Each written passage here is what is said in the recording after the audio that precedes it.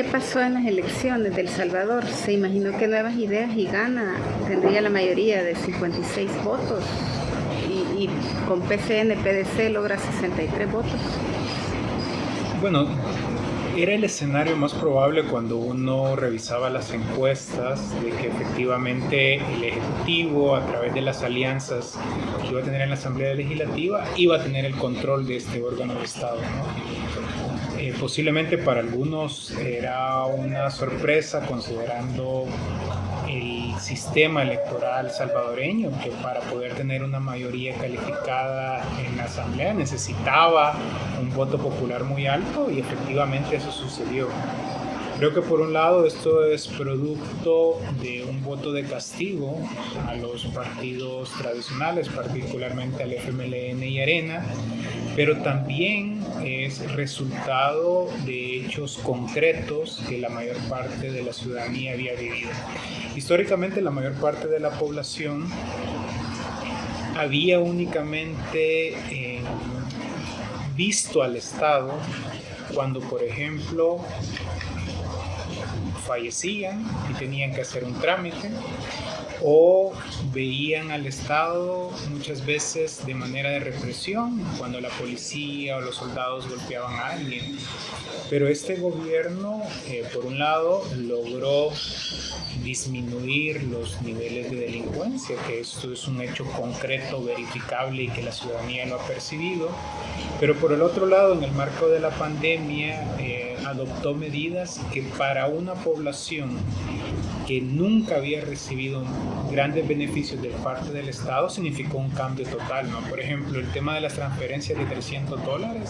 En este país, la mayor parte de la población se encuentra en el sector informal y muchas de las personas ni siquiera logran tener un ingreso equivalente al salario mínimo. Es decir, que para muchas de las personas haber recibido esos $300 se convertía en un suceso inédito. Luego tenemos lo de los paquetes de alimentos, que puede ser muy cuestionable en términos de que no había un plan para la entrega, que por ejemplo se optó a comprar a proveedores extranjeros y no a proveedores nacionales, de que se entregó a lugares en los cuales no se necesitaba. Pero es que las estadísticas dan cuenta que en El Salvador para el año 2019 ya 2.5 millones de personas padecían inseguridad alimentaria, es decir, que muchas de esas personas no tenían siquiera que comer. Entonces, que desde el Estado reciban alimentos representaba un cambio, ¿no? Adicionalmente, con el tema de los kits de medicamentos y las llamadas que se han hecho para aquellos casos sospechosos de COVID o para aquellos casos que efectivamente tenían COVID, también les muestra un Estado que está cercano. Y a esto le sumamos la entrega de las computadoras, que en un sistema educativo público muy carente, en que incluso el tema de tener una fotocopia realmente era un privilegio y que ahora se les esté entregando computadoras nuevas, obviamente representa un cambio. La gran incógnita es si estas acciones que son aisladas y que no necesariamente representan parte de un plan de desarrollo se van a poder mantener en el tiempo por el tema de financiamiento y por el otro lado si en realidad este gobierno tiene un plan de desarrollo.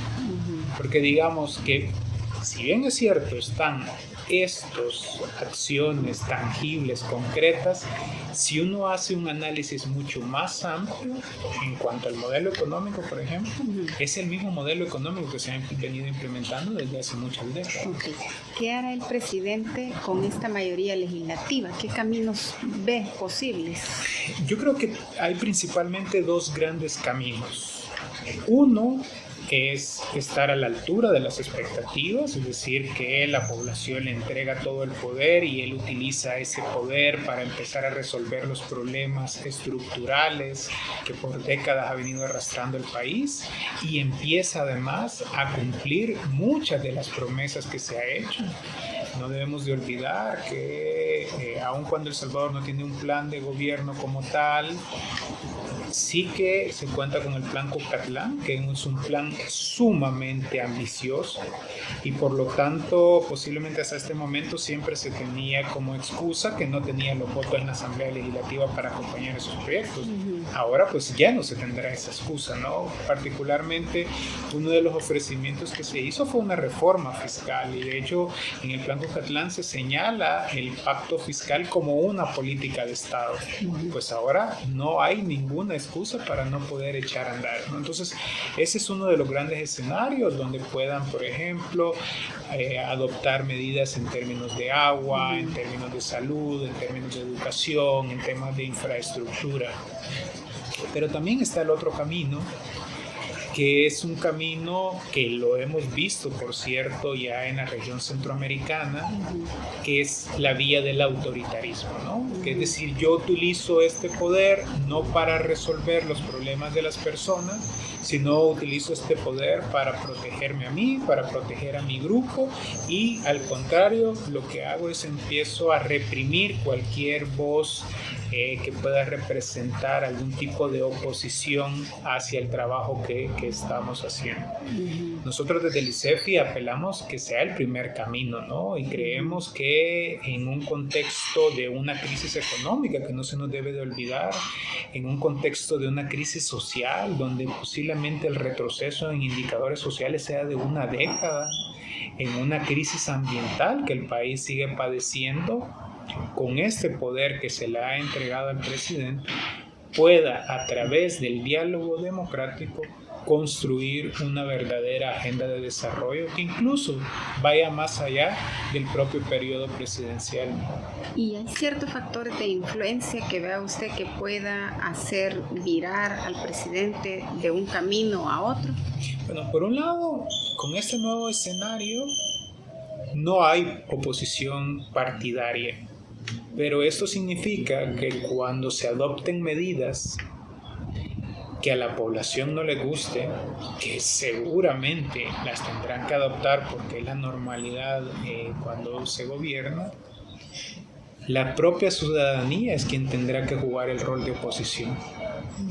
Y es ahí donde se va a confirmar si este es un gobierno democrático por la forma como va a atender esas demandas o si al contrario es un gobierno autoritario. Yo creo que ahí va a ser la enorme oportunidad. Ahora, hay otro tipo de factores, por supuesto, que van a estar muy involucrados. Uno es el propio gobierno de los Estados Unidos, que representa a Estados Unidos para nosotros el principal socio comercial. Es de donde provienen la mayor parte de las remesas. Estamos hablando casi de una quinta parte del Producto Interno Bruto.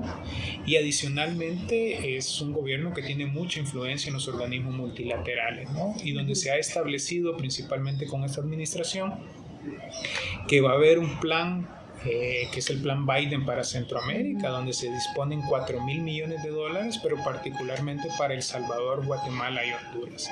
Y han sido muy enfáticos en señalar que las prioridades para este gobierno estadounidense son que en los países del norte de Centroamérica, incluyendo El Salvador, la lucha contra la corrupción, el respeto al Estado de Derecho son pilares fundamentales. ¿Y cree usted que logra influir esto? Porque hay quienes que dicen eso depende también de otros factores o de otras influencias como por ejemplo China y otros países. Yo creo que primero sería un error que la sociedad salvadoreña piense que es el gobierno de Estados Unidos que quien va a resolver los problemas, ¿no? Pero también sería un error pensar que Estados Unidos no tiene un alto poder de influencia en nuestros países. Entonces, a partir de ahí, yo esperaría que el gobierno salvadoreño sea un gobierno salvadoreño muy inteligente en el sentido de mantener muy buenas relaciones con Estados Unidos. Además, si dentro de las prioridades que se le está pidiendo es el respeto al Estado de Derecho, el tema de la lucha contra la corrupción, no vería por qué el gobierno salvadoreño no debería de estar interesado en estos temas, cuando la lucha contra la corrupción ha sido una de las principales banderas que hicieron que el presidente Bukele llegara al poder. También otro de los actores externos que posiblemente juegue un rol importante para el caso de El Salvador son los organismos multilaterales y particularmente el Fondo Monetario Internacional, porque actualmente El Salvador se encuentra negociando un acuerdo de servicio ampliado, se llama este tipo de mecanismo SAF, que la característica de este mecanismo es que se plantea que al Estado salvadoreño se le entrega un monto de financiamiento que incluso puede rondar los 1.300 millones de dólares, pero a cambio el Estado de El Salvador se va a comprometer a hacer reformas estructurales. ¿Y a qué nos referimos con reformas estructurales? Que son medidas no solo en el ámbito propiamente fiscal, es decir, ingresos, gasto, deuda, sino reformas en el ámbito económico más amplio e incluso reformas en el ámbito institucional. En el ámbito institucional podemos incluir temas de la propio servicio civil, el tema de los mecanismos de rendición de cuentas y auditoría, los mecanismos de compras del Estado, es decir, se abre la puerta para esa reforma estructural y el Estado salvadoreño tendría entre 4 años y medio y 10 años para pagar esa deuda que adquiere, ¿no? Por lo tanto, a través de los requisitos que solicita el Fondo Monetario Internacional, la suscripción de este acuerdo también puede ser un actor relevante en los próximos años. Por supuesto, a nivel internacional no se puede perder de vista el rol que juega China, ¿no? Y sobre todo el rol cada vez más activo que se está teniendo. Hasta el momento, en el caso de El Salvador, si uno lo revisa en términos comerciales, no es un actor tan importante como lo es Estados Unidos, pero es un actor que hay que tener presente, ¿no? Ahora, yo digamos que sí pongo en duda que China quiera entrar incluso de repente en un conflicto o tener malas relaciones con Estados Unidos por El Salvador. Me parece que El Salvador en el contexto internacional pues tampoco es tan importante y relevante. Solo que con matices. Es un modelo neoliberal que en estos momentos tiene matices de asistencialismo. Ahora, sí creo que puede, a partir de algunos ofrecimientos, particularmente el tema de las zonas económicas especiales, que se pueda profundizar todavía más ese modelo económico, ¿no? Sobre todo porque en las últimas propuestas que hubieron de las zonas económicas especiales en el gobierno del FMLN, que por cierto el presidente de la República criticó muy fuertemente, se consideraban establecer que las empresas que operaran en esos territorios iban a tener incentivos fiscales ad eternum, es decir, que mientras una empresa operara no iba a pagar impuestos. Si este fuera el escenario, que fue uno de los ofrecimientos en esta campaña legislativa, pues entonces estaríamos hablando de una profundización de este modelo.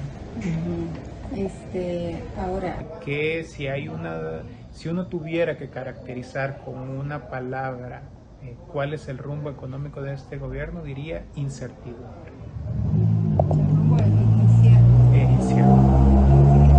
El plan no logra llenar ese vacío. El plan Cucatlán era un plan electoral compuestos por muchas partes aisladas que no conforman un todo, ¿no? Esto es como en la universidad, cuando se divide en las partes del trabajo y luego se conjuntan, pero simplemente no tiene un sentido.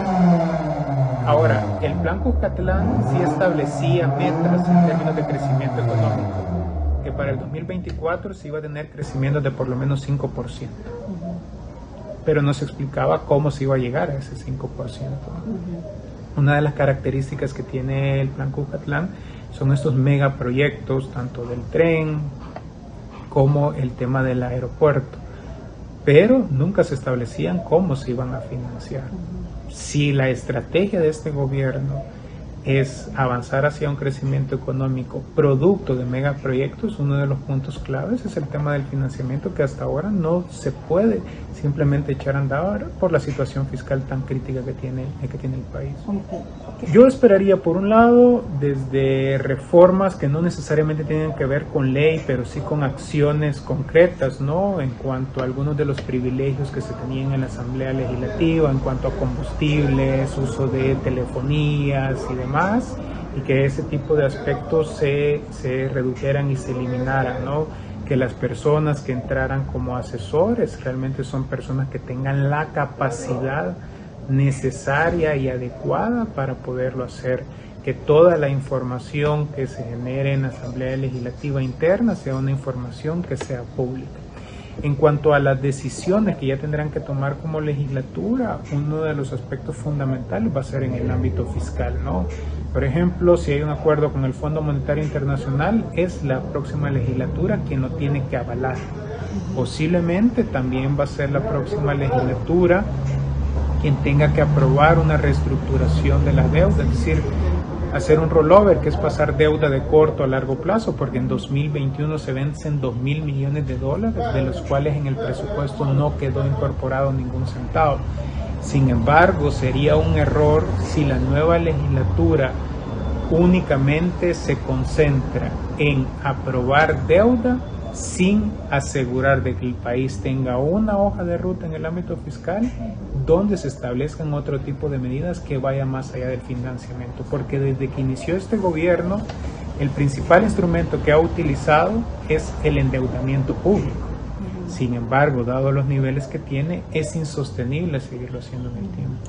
Bueno, eso, especialmente en el marco de la pandemia, ¿no? Por un lado, ¿cuáles eran las prioridades que ellos tenían? Pues no se tiene ni siquiera un plan de salud. O sea, esa me parece que es una de las enormes vacíos. Adicionalmente, responder por qué la Junta Directiva del Fondo de Emergencia, Recuperación y Reconstrucción Económica no ha estado funcionando y operando como tal. ¿Por qué el principal mecanismo para canalizar los recursos fue FOPROMID y no el FERRE? Si el FERRE fue aprobado por la Asamblea Legislativa y sancionado por el presidente de la República, por lo tanto había sido una decisión de Estado que ese fuera el mecanismo a utilizar porque tenía mayores controles, mayores niveles de transparencia. Esas me parece que son unas preguntas muy importantes. Pero para mí la pregunta más importante que le falta responder a este gobierno es ¿quién va a pagar la factura de la crisis?